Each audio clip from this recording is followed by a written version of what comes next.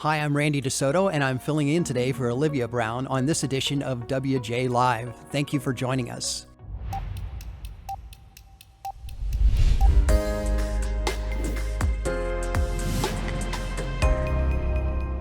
Today we'll be looking at three topics: Biden's lying ways, the election deniers that he's calling out regarding 2020 and the Democrats' own issue with that topic, and then finally California's energy woes. But first, to launch us into this topic of Biden's lying ways, we want to look at his recent claim yet again that he was some sort of big-time activist during the civil rights movement of the 1960s. And for that, let's take a look at this clip from CNN's Jake Tapper that is from 2019. He lied to voters, according to the New York Times, quoting aides of Biden's, about having marched in the civil rights movement. This is Biden making this false claim in 1987. When I marched in the civil rights movement, I did not march with a 12-point program. I marched with tens of thousands of others to change attitudes. And the New York Times reports, quote, more than once, advisors had gently reminded Mr. Biden of the problem with this formulation. He had not actually marched during the civil rights movement, and more than once, Mr. Biden assured them that he understood and kept telling the story anyway. That is really, really weird. Yes, it is. And this has been a life pattern of Biden. We have another clip where he's actually debunking his own claim that he marched in the civil rights movement. Let's take a look at that before I kind of give more of Biden's history of embellishing his life story. During the 60s, I was, in fact, very concerned about the civil rights movement. I was not an activist. I worked at an all-black swimming pool in the east side of Wilmington, Delaware. I was involved. In what they were thinking, what they were feeling. I was involved, but I was not out marching. I was not down in Selma. I was not anywhere else. I was a suburbanite kid who got a dose of exposure to what was happening to black Americans when I, in my own city, worked there, one of the only white employee, as the only white lifeguard in this 13 or 14 lifeguards, to find out that many of these guys lived in that city their whole life, a small city, and never knew a white man. It was a revelation to me. So Biden was not an activist by his own definition. He was aware. I mean, he was coming of age in the 1960s, went to college and then on to law school. And it's that history of law school. Really, a lot of this stuff about Biden's problems and telling an accurate story of his past came out when he ran for president the first time in 1988. And actually, of course, the election kicked off in 87 as he was running as a primary candidate, but ultimately had to pull out because of these sort of issues that became in the public's awareness. First was that, he went to Syracuse Law School. And while he was there in his first year, it's 3 years to go to law school. I'm a law school grad myself. But he plagiarized pages of a law review article in his own, passing it off as his own paper. Well, he failed the course and he had to take it again. Surprisingly, he wasn't kicked out. They made such a big deal about us, when we got our introduction to law school writing and everything, that if we plagiarized, in any significant way, that was grounds for expulsion, but he was able to graduate from the law school. And then his most famous instance of plagiarizing happened in 1987 when he was going around giving speeches, to different locations, pitching his candidacy to be the Democrat presidential nominee. And, Robert Kennedy was one of the people he quoted. If you'll notice in the Oval Office, he has a bust of Robert Kennedy behind him. So this is someone that he obviously admires very much. I think Robert Kennedy is an impressive figure in U.S. history too, in terms of taking on the mob and other things that he did. But he likes Robert Kennedy, and he also quoted extensively from a labor candidate named Neil Canuck. Going word for word, with Kennedy, where he was saying, the most important thing is not the GDP of the country, it's the poetry. And he just went down the list exactly as Robert Kennedy did. So he's got this penchant for lying. And of course, we don't have to go all the way back then. Remember, multiple times when he launched his presidential campaign this year against Trump, he came back to the old lie that Trump had called neo-Nazis and KKK people and others as very fine people regarding the Charlottesville riot.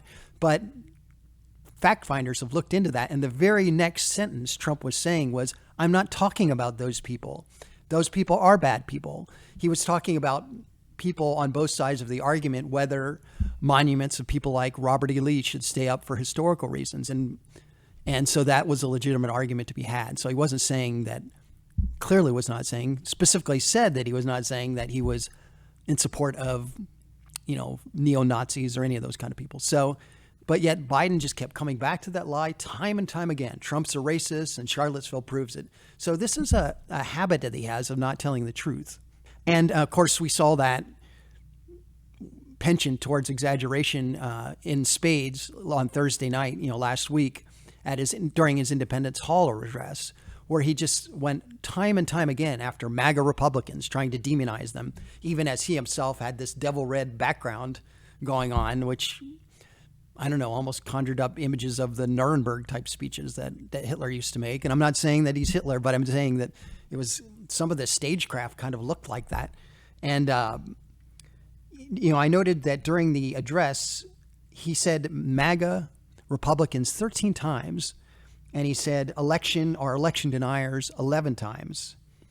And I wrote a Western Journal piece about this, kind of showing how Democrats, if the standard is that election denying makes one an enemy of the state, an underminer of democracy or whatever, the Democrats have been doing this going all the way back to the 2000 election. They did it for Florida.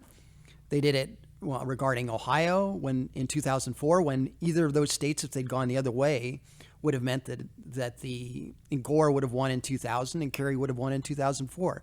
And in fact, members of the party stood up when the Electoral College was being voted, and they objected to those states being counted, which is the same thing that was happening on January 6th. And of course, Trump himself, they were saying that Trump caused this riot or this mob. Well, he said to peacefully and patriotically make your voices heard.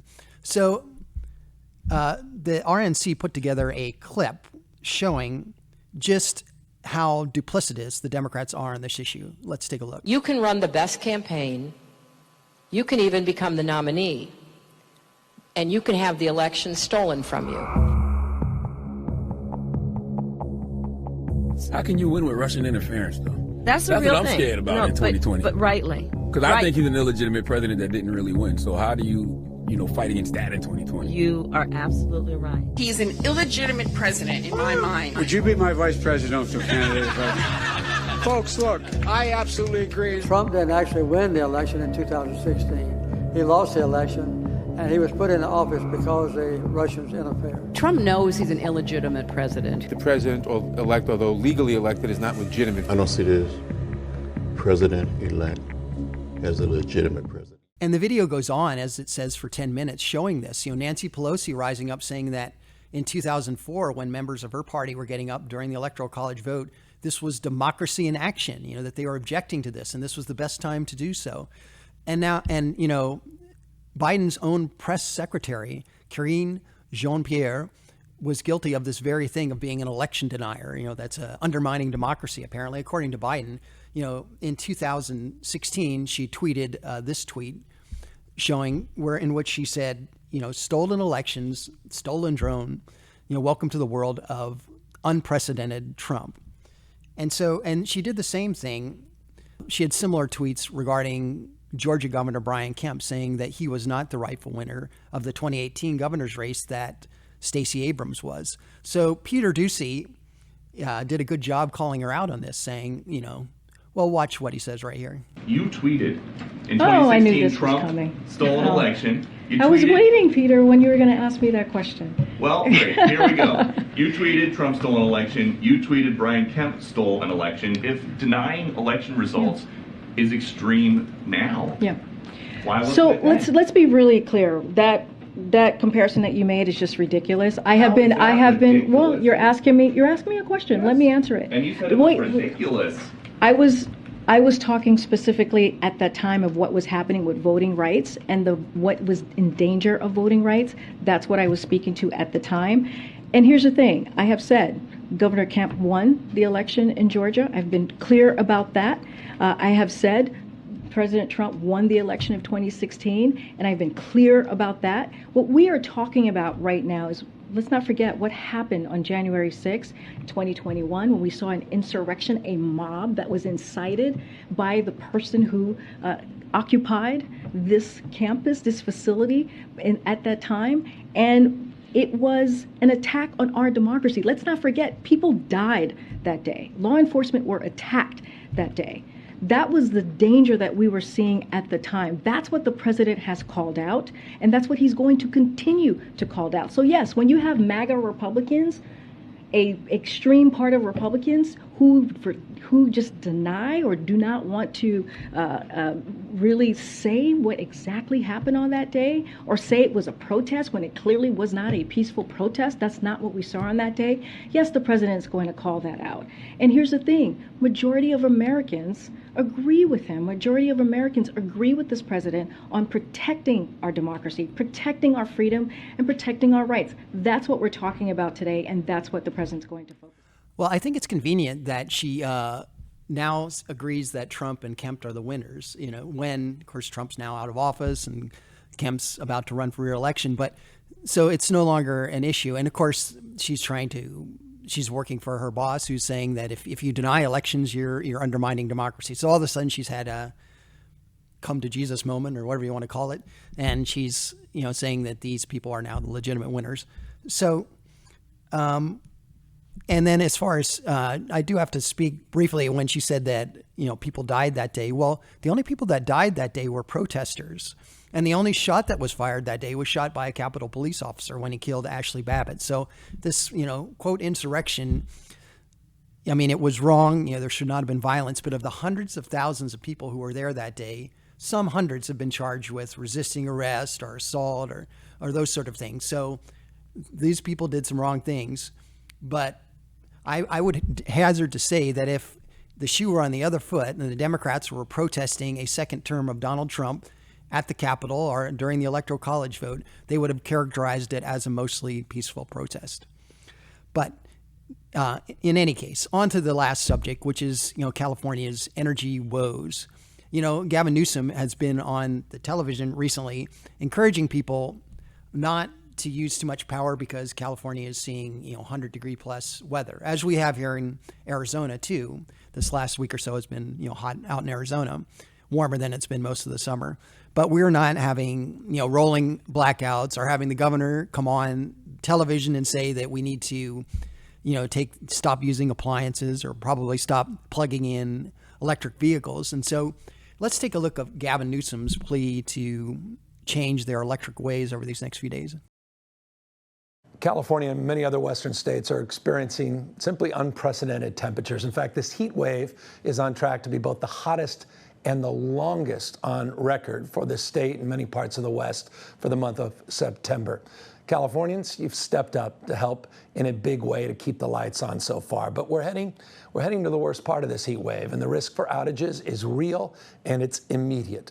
These triple-digit temperatures throughout much of our state are leading, not surprisingly, to record demand on the energy grid. Everyone has to do their part to help step up for just a few more days. Individuals, the state, industries, business, all doing their part to help reduce strain on the grid.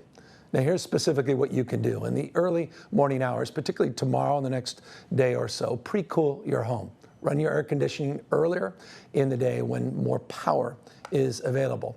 And we encourage you to close your windows and blinds to keep your home cool as well. And today and tomorrow afternoon after 4 p.m., in particular 4 p.m., please turn your thermostat up to 78 degrees or higher and avoid, to the extent possible, using any really large appliances. You can visit flexalert.org to learn more about what you can do. Californians, you've rallied before, and we can do it again. Keep it up. I lived in California during the 2000s, and we never had these sort of, as I recall, we never had these sort of brownouts or rolling blackouts or anything like that to preserve energy. And, Schwarzenegger was governor at the time. I'm sure that maybe he did some green initiatives. I don't recall any big time ones, but what came after that, of course, is Jerry Brown and now Gavin Newsom. And they've been on this big green energy kick. And what seems to be playing out is they have undermined the security of the electric grid in California. And, I noticed in another clip, and I want to show you this, of Gavin Newsom kind of chastising Texas for using too much coal in helping produce their electricity. Of course, Texas is the number one use of wind turbines to get electricity, and they use solar. And as we do here in Arizona, we have a large solar component to our electric grid. But here is Newsom chastising Texas. And I encourage those that are out there as critics of California's energy policies, particularly those that are fully owned subsidiaries of oil interests and big energy interests in the fossil specter, to consider the following. Just one example. And I don't mean this to demean, because I recognize intimately the stresses that many other jurisdictions are facing as it relates to extreme heat and extreme drought. I'm deeply empathetic to the challenges they face. But put in perspective, year to date, in the state of Texas, year to date, they have consumed some 22.9 million tons of coal, polluting the planet, making conditions worse, impacting climate, exacerbating the very conditions they're trying to mitigate in terms of their energy reliability, versus California, that has consumed just 18,000, 22.9 million tons versus California's 18,000. Of course, Texas is the second most populous state. And before Newsom gets on his high horse talking about renewables and how California's cutting edge, a lot of their energy they import because they can't generate enough electricity to provide for their whole population. And a lot of those imports come from here in Arizona and up in Utah. Well, Arizona uses coal. It's not the main source. The largest source is natural gas, but 13% of our electricity is generated by coal. And in Utah, which is another major source for California, 61% is. So, you can say that you're not using that much coal yourself in California, but if you're drawing it from nearby states who do, well, that's still coal use. So, and the most important thing, of course, is to have a reliable electric grid, and technology continues developing to keep, to scrub the towers so that particulates don't get out from coal and that sort of thing. So there's things we can do, but for the foreseeable future, renewable energy will be a part, but not the total, supply of our energy. So we keep growing in this area, but we need reliable energy first and foremost. So here in Arizona, we're experiencing the same heats and more, but we're not having the blackouts. And in California, they're keep warning that they are, and of course they have, in recent history. So enough of the sanctimony, I guess, and that's what kind of ties all these stories together. The sanctimony on part of the Democrats of, Biden talking about being the civil rights, big time player, or MAGA Republicans being the only people that have had questions to elections when Democrats have been doing it for years. And of course, now this energy issue. So I guess the message that we can draw from all of this is that we need to knock them off their high horse in November. We need the Republicans to retake power in a further level at the state level, and of course at the federal level, to put a check on the Biden administration and him really wanting to take the country in the direction of California in terms of its energy policy, and we cannot afford that. So thank you very much for watching WJ Live, and we look forward to seeing you again soon.